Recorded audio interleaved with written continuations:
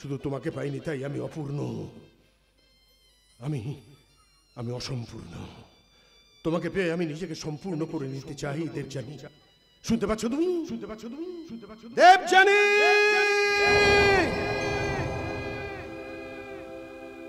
কিছু কিছু কথা, কিছু কিছু কথা রাত জাগে অভিমানে, জাগায় ব্যথা।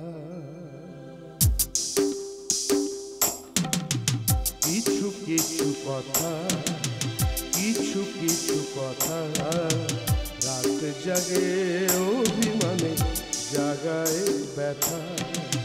পুতুল খেলা হলো সমাপন,